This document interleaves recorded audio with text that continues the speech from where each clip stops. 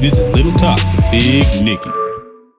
Hello, beautiful people, and welcome to another episode of Little Talks with Big Nikki. I'm your host, Big Nikki. All right, y'all, so what's been poppin'? I know that I am a couple weeks behind on a podcast for you. I do apologize. It's just some things just weren't meant to go out. Maybe they are, one day, but not right now. So apologize for that. Apologize for not having podcasts with you. But, I am a human being. Things happen. Life happens. And sometimes you just got to get things out. And other people don't need to know about them. And that is what this episode today is about. We are talking about making silent moves. Yes, silent moves, everybody. Cardi B talks about making money moves. I'm talking about making silent moves. So this is really important and a really big deal for a lot of reasons. One being, I am a very open book. Y'all know me if you've been following along for any amount of time. If you know me personally, I just tell it like it is, man. And I ain't really got nothing to hide. So it's I'm gonna be upfront with you.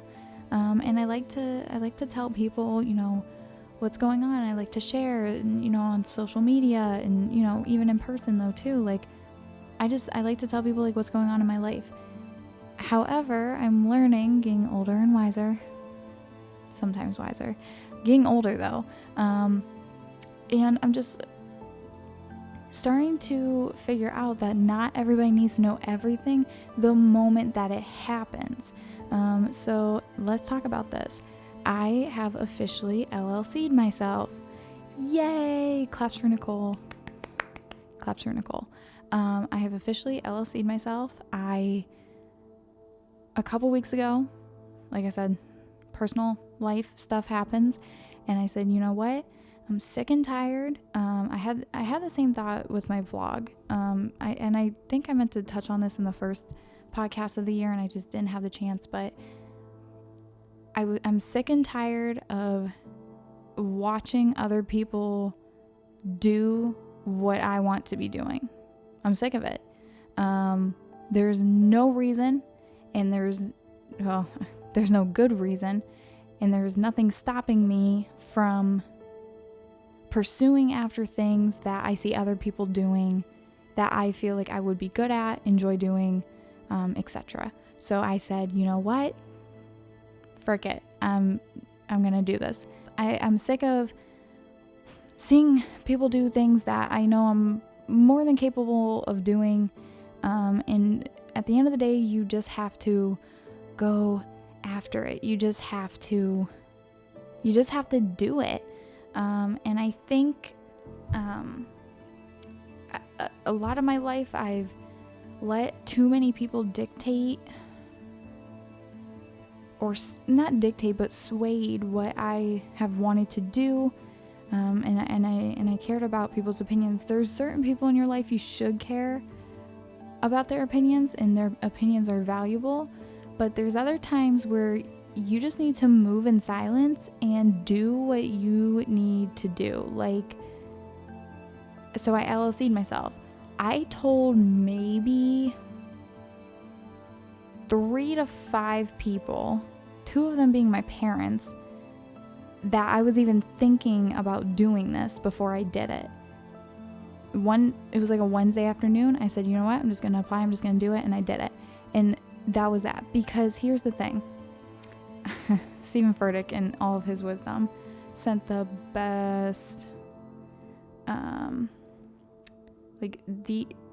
I was listening to a sermon of his, and I should have wrote down the sermon title. I don't know it. For anyone who doesn't know who Stephen Furtick is, he's a pastor at Elevation Church in North Carolina, I believe.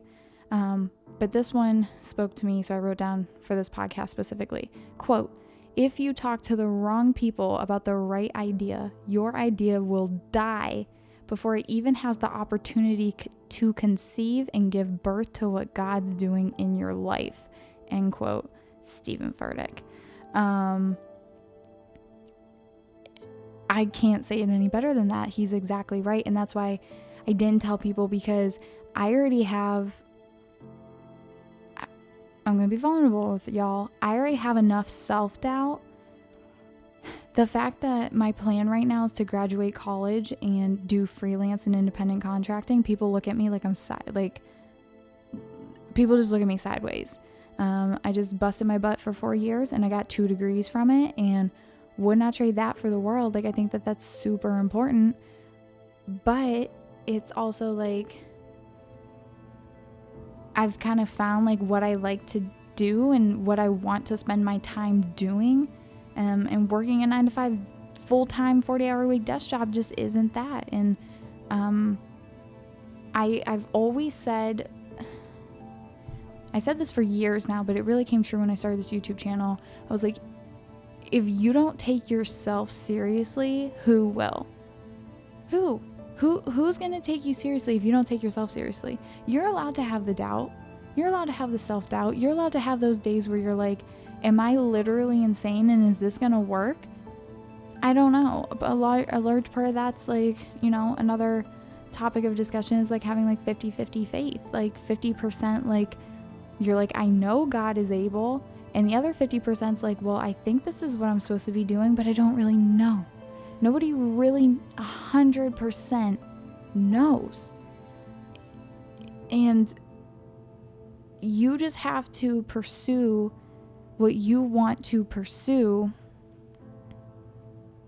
within reason. But, if you have like something like this, like me with like photography and video where I am really passionate about it, am I the most qualified? Absolutely not. Am I the most skilled? Absolutely not. Do I have the best equipment? Absolutely not. And I will say that to anybody, anytime, any day. But the thing is I know that I want this and I want to continue learning and growing. And so I'm going to sit down and take myself seriously and say, I'm going to make a business out of this. I'm going to LLC myself. So when someone wants to hire me, they're hiring not me as Nicole Merlino, they're hiring Nicole M Media LLC. Like, this is real deal. Like, you're signing a contract. We're doing invoices. We're doing quotes. Like, this is like, you got to take yourself seriously before anybody else is going to. End of discussion. And that way, people are more likely to invest in you. If you're just one of these people where you're like kind of wishy-washy on things and kind of flaky, you're like, I don't know what I want to do. It's going to be very hard for people to, I'm not even talking about monetarily invest in you. I'm even just emotionally be able to support you. It's going to be very hard for people to invest themselves in you if you're just constantly kind of back and forth on everything. So I knew that if I told too many people what I was planning on doing, I would get the same speech 20 different ways. Oh, Nicole, like, don't you want something more stable? You could get a job in marketing. You could do this, you could do that. And it's like, yes, you're absolutely right, I could, but I don't want to. And I understand that there's times in life where we all have to do things we don't want and like want to do. And I understand that there are plenty of businesses that people start and they fail. And there's a reason for that, because it's not easy. And that's, there's a lot of different ways I could have taken this podcast, but I'm just speaking from like my heart and like what I've been going through. Have I been getting a lot of work right now? No, absolutely not. My bank account is about as dried up as the Sahara Desert. Okay. Like, we're just keeping it real. Let's just keep it real. But this is the process of things. Are you going to make $1 million in your first year? Probably not. I'm going to be lucky if I can pay my rent in my first year. Okay. But this is like the gamble that you have to take, and it's scary. And anybody who looks at a freelancer or any freelancer that poses like this is some easy shiz, excuse my kind of not swearing language, is faking, because it's not. Listen, I have been so blessed up until like this point in my life. Every opportunity that I've gotten to be paid for photo or video work, like, so blessed that I didn't even have to like put an ad out.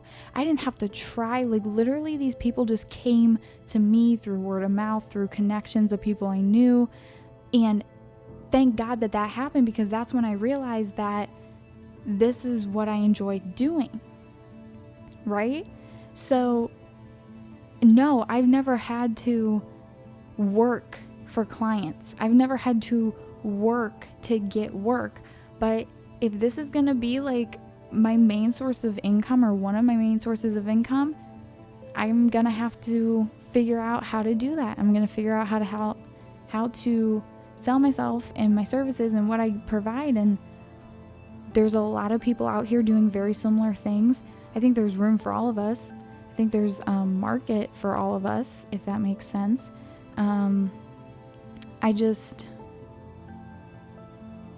It's not sunshine and rainbows and, oh, it's just so easy, and, oh, I'm an LLC, and, oh, I'm a freelancer, and it ain't for everybody. And listen, like, they're gonna preach to myself. If you think that like freelancers just got it made in the shade, some of them do. If you get in with the right people and like you got consistent work, you could be living like pretty good, like, and not having to be, trying to constantly get new clients. But the reality is, at the end of the day, a lot of these jobs are like a one-time thing, and after that one job is done, you're on to hunting for the next one, baby. Like, there's no there you got to find the work yourself. And I mean, I'm still learning how to do that, and it's hard, and I don't want anyone to think that like being self-employed or freelancing, whatever you want to call it, is an easy route to go. It is not easy. This is honestly one of the most financially trying times I have been in since I've been on my own the past 4 years. Luckily, right now, I still have some scholarships, and grant money for like rent, but reality is going to kick in here in May when I graduate. No more money from those sources. Really don't want my parents to be helping me out a lot. Like, I hate that. It's like, it's go time, and this is big girl world, and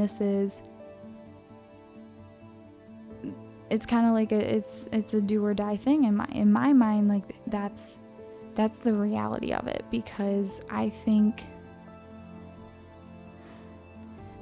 people have already kind of said things to me that they're concerned that I'm choosing this path and I'm not getting like a 9-to-5 job. And it's like, I feel everything you're saying. Like, believe me, I hear you, but I'm also on a mission now to prove everybody wrong. Like, as soon as I hear the first skepticism or doubt, my initial reaction and what I'm going to continue to do is prove you wrong. So if you think that I am not going to be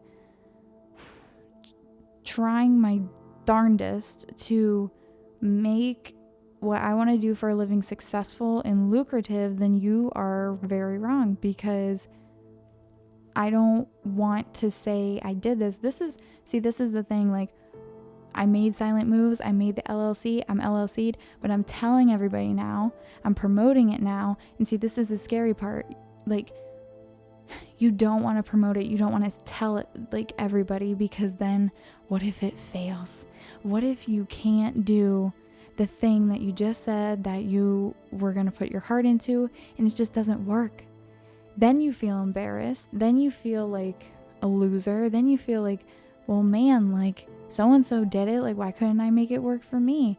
And it's very hard. So I'm here in front of anybody watching and listening to this saying, like, yeah, I have an LLC. Do I know if I'm going to be able to actually do this? No, I really don't know. And that's the honest to God truth. Am I praying, and do I feel like this is what I should be doing? Yes, I do. But there's no guarantee that's going to work. And so it's always scary, even when you move in silence in one aspect of it, but then you have to tell people. There's a lot of things in life, like, eventually it's going to come out, and it's not going to stay hidden anymore. And you have to You have to be able to deal with the rejection and the failure that could very well come with that.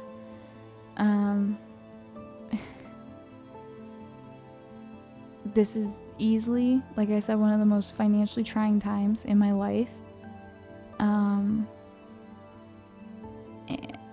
And I'm telling myself not to worry. I'm telling myself to have faith. For any of my Christians out there listening, finance is one of the hardest but most visible forms of putting trust in God. I think that's the best way to say it. There's been so many times I've been looking at my bank account. I don't know how I'm going to pay rent this month. Hi God, I have $12 in my bank account. I can't do much for $12. Ain't multiplying fish and bread over here. And you're just like, I don't know what's going to happen, but you really don't have any other choice at that point but to throw your hands up and say, you're going to have to take care of this now because you know what I need. I mean, he knows what you need. And every single time, and I hate myself that I even still worry because every single time he comes through.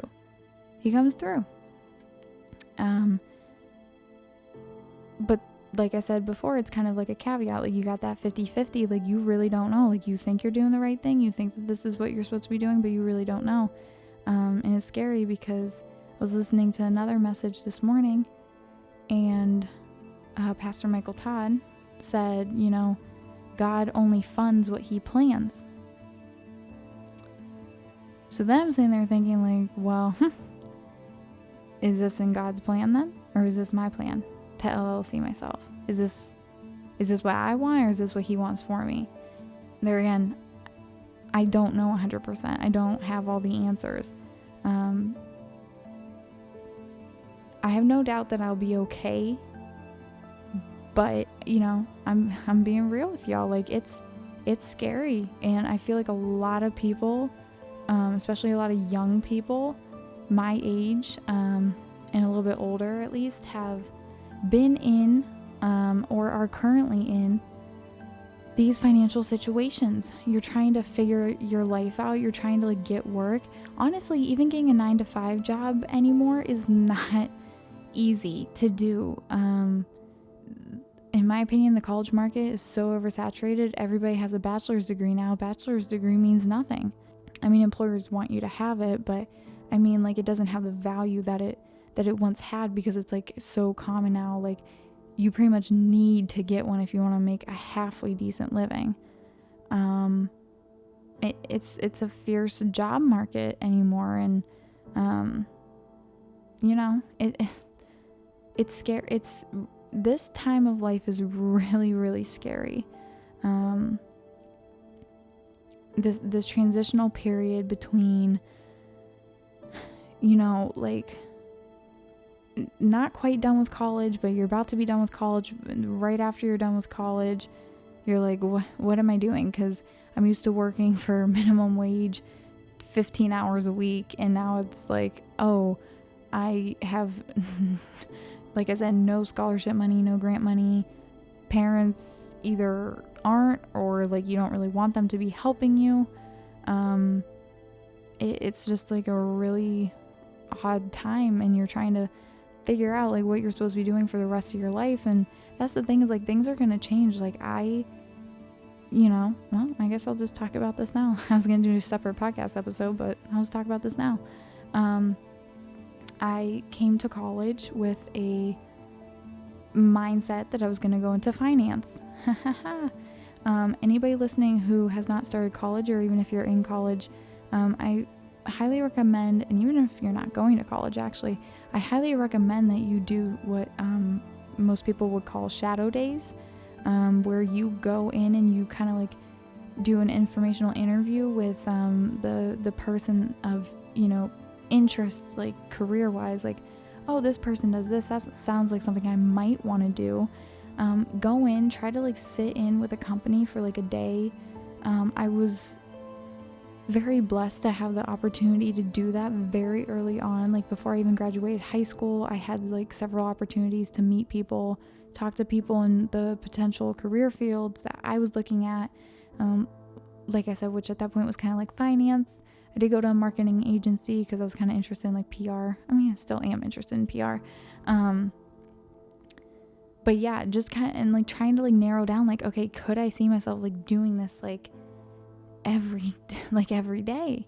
And I hate when these like applications and stuff like ask like, why did you choose your major? And it's like, you want me to be honest? Like, I went down a list of the majors that most colleges offer or your college offers, and I seriously went down through them and went, which major can I pick that I'm not going to completely hate my life? That's the honest to God truth. That's how I landed on marketing. Isn't that crazy? Like literally, I even did that within the business majors. Once I was like, oh crap, like I was accepted into the business college, and I was very blessed to get a full tuition scholarship for all 4 years. Very, very, very blessed. Very big shout out to Parker Hannafin. I feel like the least I could do is give him a shout out. Shout out to Parker Hannafin, because if it was not for donors like them, your girl, I don't know. I don't know where I'd be. Under a lot of debt is where I'd be. But anyway, I was like already accepted, already getting the scholarship, and I was like, I do not want to do finance. Like, do not want to do finance. So I kind of went through the other business majors, and I was like, marketing sounds like I could do that.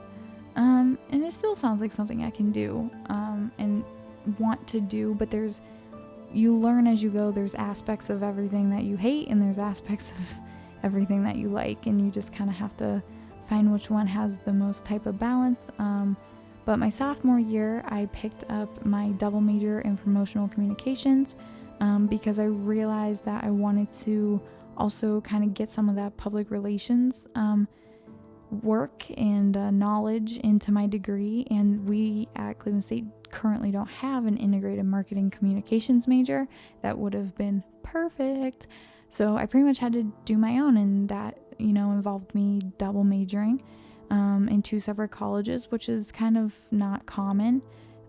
Also not recommended, because it's double the work curriculum wise. And yeah, so when I say on these podcasts and I talk about my college experience, I've busted my butt for 4 years. I really have. Like I've taken summer classes the past 2 years, which means I've been going to school year round. And when I say going to school over the summer, I'm talking full time, 12 plus credits, credit hours. So, and for the past 2 years, I was at 18 credit hours every semester in the fall and spring. It's no joke. And, I don't care if I really sound braggy when I talk about it, because I am proud of it. A lot of people doubted when I first came to Cleveland State, and I, kind of talked about my interest in doing a double major like that, like something in business and something in communications.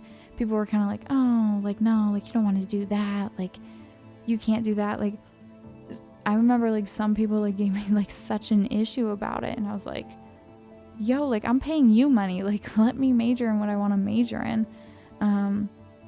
But finally I found a couple people here on campus that heard me out, and, they're like, hey, if this is what you want to do, all right, let's like get you signed up and figure out your curriculum. And, I really appreciate everyone who had a hand in that. But yeah, I am proud of myself. Graduating before you're even 22 with 2 bachelor's degrees with minimal debt. Because see, that's the thing people don't realize too, is in high school, I worked my butt off my entire high school career, but mainly my senior year. My whole high school career was to keep my GPA pretty dang high. I did graduate with a 4.0 in high school, but also I worked my butt off senior year to be applying for scholarships. Like, the money is not going to fall in your lap. I was applying for like local ones, state ones, not international, nationwide ones. Once I found out I was going to Cleveland State, then of course I was applying to every single scholarship that I could for them. Which brings me to my second piece of advice for anybody, kind of like in this process of transitioning from high school to college, or you're thinking about starting in college, even if you're not coming, straight out of high school. The best thing you can do is like pick a school early and apply early. Like I remember I applied for Cleveland State. Literally, I think I was accepted September or October of my senior year. Like I was already accepted. So then that gave me the opportunity to make sure I did not miss deadlines, because the way they do scholarships is like almost a year in advance. So like the deadline for one of the tuition scholarships I was looking at for like the business college, I think was like January or February. Maybe March, but like sometime in like the late winter months. And it was like, if I had just then been deciding that I was even going to go to Cleveland State in March, I would have missed that deadline to get that scholarship for as soon as I started here in the fall semester of 2016. So you gotta be on top of this stuff. And I remember senior year, like you're supposed to have fun, like just kind of like be enjoying stuff. And I did. I mean, I did like a lot of fun things. Tried to go to, football games and just do the last kind of like high school experience things that you can do. But I did also sacrifice like a lot of time where like I was just in my room constantly writing essays and filling out applications like for this money. Like this stuff isn't just gonna come to you like with a little scholarship fairy, So all that to kind of say like, yeah, I am really proud of what I've been able to accomplish in 4 years. And, recently I was nominated for valedictorian for both the College of Business and the College of Liberal Arts and Social Sciences, which houses the School of Communications. I unfortunately received word back that I did not get valedictorian for the College of Business, which is totally fine. Still waiting to hear back from class, so I don't know, TBD, I guess. And I might as well share with y'all. I think I said in the last podcast that didn't go out. Awkward. Okay, I said at some point along the way, whether you heard it or if I just said it to myself, I guess, that I had some really cool things that were kind of like in the works of like maybe happening, and I didn't really know what was going on. But I've officially been asked, and I gave myself this title. They didn't give me this title to be kind of like, I guess, the student representative speaker at this year's Radiance donor event. So for anyone who's not affiliated with Cleveland State, pretty much what that is like every it's not May, it's April, I'm so sorry.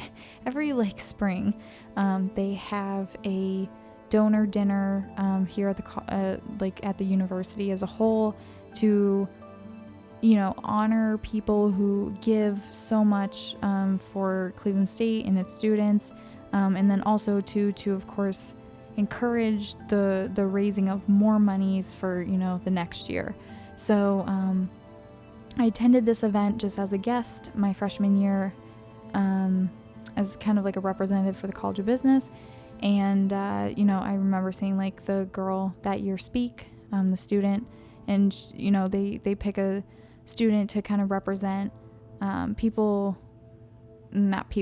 the students that have received scholarships from these donors. So I have been asked to give that speech this year at this Radiance event. So all this to say is, your hard work isn't in vain, and it doesn't go unnoticed, because just in talking to people, over the course of the last couple weeks about the things I just said, like as I'm ending my time here at the university, word kind of got around to a couple offices and departments and people with my name attached to it. And wow, that's like a whole podcast in itself. What's attached to your name? We getting deep and philosophical. What's attached to your name? What qualities? What are people saying about you? Yeah, Okay, so this sounds like kind of like a boasty podcast, but it's not, because y'all, like, I'm struggling like right now. Like, that's like real deal. Like, I don't have it all together. Life's not perfect. You know, trying to get work and find work and keep work, it's not easy, especially in this freelance world. And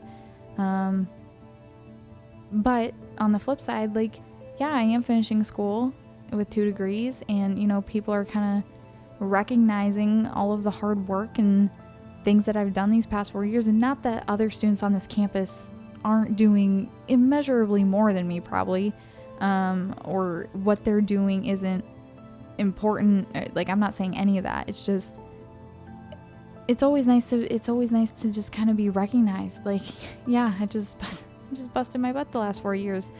Thanks for noticing. Thank you. Yeah.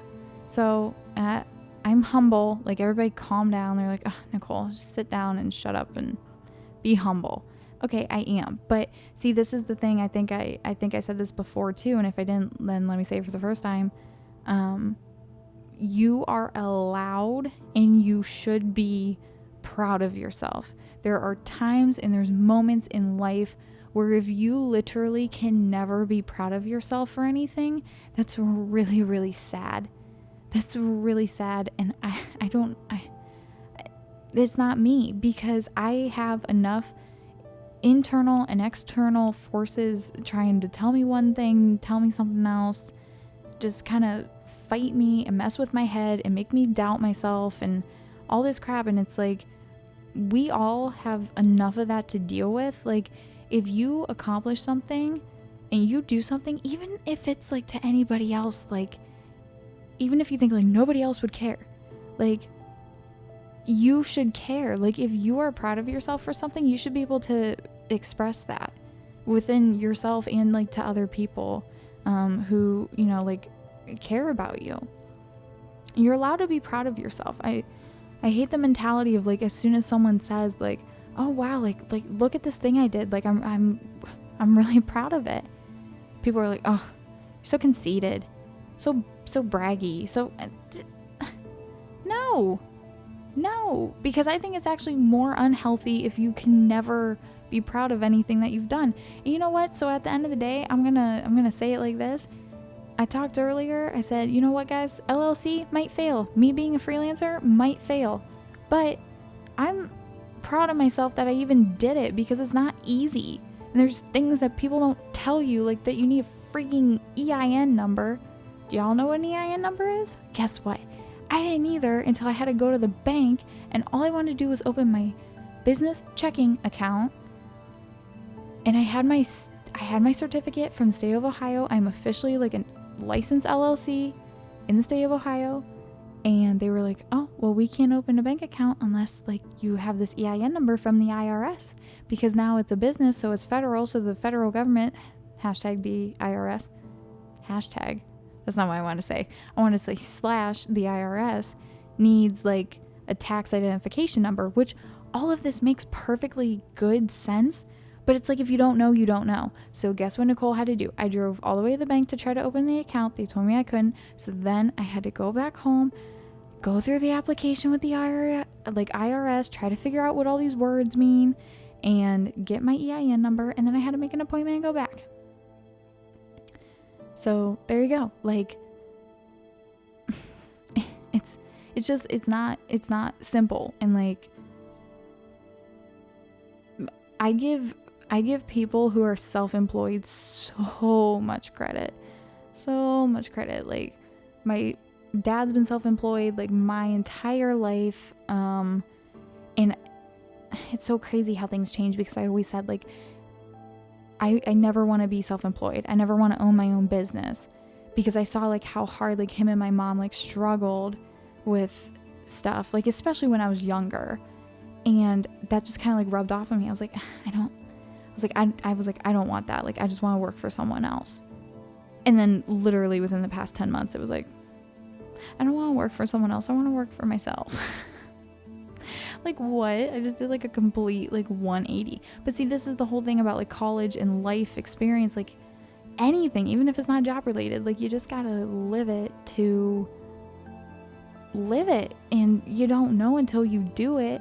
Like, once I got a taste of like kind of like a freelance schedule and like a freelance lifestyle, I was like, dang. But there again, that was me riding on the coattails of other people where I still wasn't fully self-employed. So of course I was reaping all the benefits and not doing like the behind the scenes like business work. Now it's like, oh, I have to keep track of all this stuff for taxes. Oh, I have to make sure that I have a contract for literally every single job I do, and I make sure I get signatures, and I make sure I send invoices, and I make sure I mark it paid, and I make sure I put this amount of money here and separate this for this because I got to pay taxes because it doesn't come out. Am I talking fast? Because that's how my brain's been for the past 2 weeks. Aren't you guys so glad you listen? I'm so glad you listen to this podcast. Y'all are my therapist and you don't even know it. I mean, I could just, I guess do this and no one would listen, potentially, but then I'd just be talking to myself, and then that would make me crazy, quote unquote. I don't know. So yeah, that's my spiel. So yeah, I'm graduating with 2 college degrees, and right now I'm not really using either of them, technically, for like a 9-to-5 position type of thing. I have no doubt that some of the skills and things that I've learned in my comm degree, in my marketing degree, I have no doubt that those are going to apply and need to apply to me being successful in this LLC business. But in terms of like using my degree right now, probably not, because now I'm kind of going another route where I'm becoming kind of like a camera junkie, and I don't know a lot. I don't know a lot about cameras. Like, people talk all these technical terms about lenses and crap. Like, I don't know. Got me beat. Don't know really about lighting. I don't know, like, there's so much I don't know. But what I do know is that I really enjoy doing it. What I do know is that I have a good eye for shots, even if I can't execute 110% right now the way I want to execute the shot. I've been told several times that like my direction and my attention to detail is there, and like being creative with like how I want it to look is there. So I'm running with it because I enjoy doing it. End of story. Making silent moves. No longer silent, but see, I did not tell y'all, hey guys, I'm thinking about LLCing myself. I didn't say that to you. I didn't say that to hardly nobody. And see, this is like God's funny, because I thought that I was gonna wait until like I graduated to like start all this. I was like, goal for 2020, LLC myself. I'll kind of like look at some stuff, maybe think about some stuff, but I'm not actually gonna pull the trigger and like do it until after I graduate in the middle of May. And then God was like, well, you thought, here's life for you, here's what happened, and so now you gotta make some quick changes and maneuver. And like I said, I was just sitting here on a Wednesday and I went, let's do it now. There you go.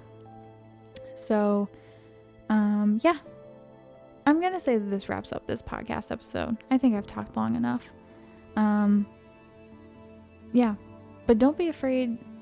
Moral of the story, don't be afraid to make silent moves. Don't be afraid to be proud of yourself. Anyone who's making it look easy is probably faking it, because it's not.